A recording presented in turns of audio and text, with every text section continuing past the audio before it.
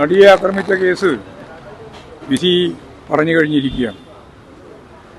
വിധിയുടെ പൂർണ്ണമായ ഭാഗം കിട്ടിക്കഴിയുമ്പോഴാണ് അതിൻ്റെ എല്ലാ വിശദാംശങ്ങളും പരിശോധിക്കാനും നിലപാട് സ്വീകരിക്കാനും സാധിക്കുക.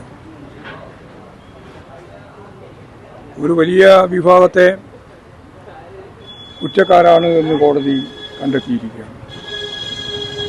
പക്ഷേ ഇതിൻ്റെ പിന്നിൽ ഗൂഢാലോചന നടത്തി എല്ലാവർക്കും അറിയുന്ന ഒരു കാര്യമാണ്. വെറുതെ കുറച്ചാളുകൾ ചേർന്ന് നടത്തിയിട്ടുള്ള ഒരു അതിക്രമമല്ല. അതിൻ്റെ പിന്നിൽ പ്രവർത്തിച്ച ശക്തികളുണ്ട്. അതിൻ്റെ ഗൂഢാലോചന ഇപ്പോഴും തെളിയിക്കപ്പെട്ടിട്ടില്ല എന്നാണ് കോടതി വിധിയുടെ ഭാഗമായി പരാമർശിക്കപ്പെട്ടിട്ടുള്ളത്. സ്വാഭാവികമായും അതിജീവിതക്കൊപ്പമാണ് ഗവൺമെൻറ്. ഇന്നേ അവരെടുത്ത എല്ലാ നിലപാടുകളും അങ്ങനെയാണ്. ആ നിലപാടിൻ്റെ തുടർച്ച എന്ന നിലയിൽ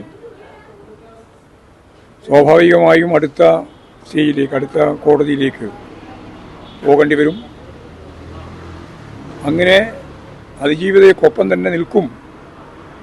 അത് ഏതറ്റം വരെയും പോകാൻ തയ്യാറാണ് എന്ന ഗവൺമെൻറ്റിൻ്റെ നിലപാടിനോടൊപ്പം തന്നെയാണ് CPIM എല്ലാ കാലത്തും ഉറച്ച നിലപാട് സ്വീകരിച്ചിട്ടുള്ളത്.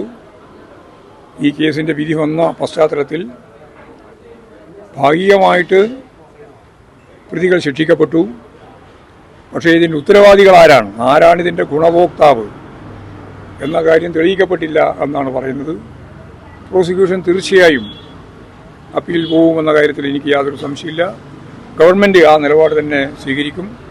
CPIM ഉറച്ച നിലപാടാണ്. അതിജീവിതക്കൊപ്പമാണ്. ആ നിമിഷം മുതൽ ഇന്ന് വരെ, നാളെയും അങ്ങനെ തന്നെയായിരിക്കും. ദിലീപ് പറയുന്നത് പോലീസ് ഒത്തുകളിച്ചു തന്നെ നശിപ്പിക്കാനെന്നൊക്കെയാണ്. അതെ, പോലീസ് ഒത്തുകളിച്ചിട്ടുണ്ടെങ്കിൽ ഇങ്ങനെയല്ലല്ലോ സംഭവം ഉണ്ടാകും. ദിലീപ് ഉൾപ്പെടെയുള്ളവർക്ക് ജയിലിൽ കിടക്കേണ്ടി വന്നല്ലോ. ആരായാലും അവരെ സംരക്ഷിക്കപ്പെടില്ല ഈ ഗവൺമെൻറ്റിൻ്റെ കാലത്ത് എന്നാണല്ലോ അതിൻ്റെ ഒരു ഗ്യാരണ്ടി. അതാണിതിലും കൃത്യമായ നിലപാട് ഗവൺമെൻറ്റിന് സ്വീകരിക്കാൻ സാധിച്ചിട്ടുണ്ട് എന്ന് ജനങ്ങൾക്കെല്ലാം ബോധ്യമാവുന്നു. അപ്പോൾ അതിജീവിതക്ക് അനുകൂലമായ നിലപാടാണ് ഇതേവരെ എടുത്തത്. നിയമയുദ്ധത്തിൻ്റെ ഭാഗമായിട്ട് സുപ്രീം കോടതി വരെ പോയതും അതിജീവിതക്കൊപ്പം നിന്നുകൊണ്ട് ഗവൺമെൻറ് തന്നെയാണ്. അപ്പോൾ ശരിയായ രീതിയിലുള്ള നിലപാട് സ്വീകരിച്ചുകൊണ്ട് ഗവൺമെൻറ് മുന്നോട്ടേക്ക് പോകും എന്ന് തന്നെയാണ്. പല കേസുകളും ഗൂഢാലോചന തെളിയിക്കപ്പെടാൻ വലിയ ബുദ്ധിമുട്ടാണ്. ഇവിടെയും ഈ തെളിവുകളുടെ അഭാവമാണ് അതിന് കാരണമാവുകയും ചെയ്തിട്ടുള്ളത്. ഇവിടെ പ്രോസിക്യൂഷന്റെ വീഴ്ചയാണോ? അല്ല, തെളിവുകൾ ശേഖരിക്കുക എന്നുള്ളത് ഇതുപോലുള്ള കാര്യങ്ങൾക്ക് കുറച്ച് പ്രയാസം തന്നെയാണ്. പക്ഷേ അത് കൃത്യമായ രീതിയിൽ തെളിയിക്കപ്പെടും എന്ന് തന്നെയാണ് ഞാൻ പ്രതീക്ഷിക്കുന്നത്. ദിലീപ് പറയുന്നത് തനിക്കെതിരെ ഗൂഢാലോചന, അദ്ദേഹത്തിന്റെ വിശദീകരണത്തിലൊന്നും ഇന്ത്യയിൽ വലിയ പ്രസക്തിയില്ല. ക്രിമിനൽ പോലീസ്, അതാ ഞാൻ പറഞ്ഞത്, വലിയ പ്രസക്തിയില്ല. എല്ലാ ക്രിമിനലുകളെയും നേരിട്ടുകൊണ്ടാണ് പോലീസ് കേരളത്തിൽ പ്രവർത്തിക്കുന്നത്. അതെല്ലാവർക്കും അറിയാം, പകൽ വെളിച്ചം പോലെ അറിയുന്ന ഒരു കാര്യമാണ്. അതുകൊണ്ട് ഈ കേസിൻ്റെ വിധിയെ യഥാർത്ഥത്തിൽ ഗൂഢാലോചന ഉൾപ്പെടെയുള്ള കാര്യങ്ങൾ തെളിയിക്കപ്പെടുന്നതിന് വേണ്ടിയുള്ള തുടർച്ചയായ പ്രക്രിയയിലേക്ക് നമുക്ക് പോകേണ്ടി വരും. അതുകൊണ്ട് അതിന് അപ്പീൽ പോവും. ഗവൺമെൻറ് അതിൻ്റെ ഒപ്പമാണ്, അതിജീവിതക്കൊപ്പമാണ്. അതിജീവിത ഇപ്പോൾ തന്നെ പരാമർശിക്കപ്പെട്ട് കണ്ടത് തൃപ്തിയില്ല എന്ന് തന്നെയാണ്. അപ്പോൾ അവരുടെ തൃപ്തിയാണ് പ്രധാനം.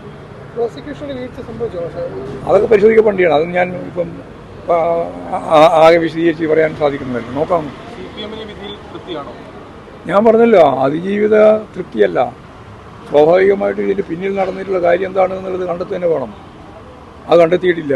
കാരണം ഇതുവരെ ചെയ്ത കുറച്ച് ആളുകളാണ്, ഈ കുറ്റം ചെയ്ത കുറച്ച് ആളുകളാണ്. ആർക്ക് വേണ്ടിയാണ് കുറ്റം ചെയ്തത്, ആരാണ് ഇതിൻ്റെ പിന്നിൽ പ്രവർത്തിച്ചത് എന്നുള്ളതാണല്ലോ ഗൗരവമുള്ള പ്രശ്നം. അതിലാണ് സംശയത്തിൻ്റെ പ്രശ്നം വന്നത്. അപ്പോൾ അത് തെളിയിക്കപ്പെടുക തന്നെ വേണം. അതിപ്പോൾ അതിജീവിതർക്ക് മാത്രമല്ല, കേരളീയ സമൂഹം തന്നെ അതാണ് ആഗ്രഹിക്കുന്നത്. തെളിയിക്കപ്പെടണമെന്ന് തന്നെയാണ്. അതൊക്കെ സ്വാഭാവികമല്ലേ, അതൊന്നും കാര്യമാക്കേണ്ടിയില്ല.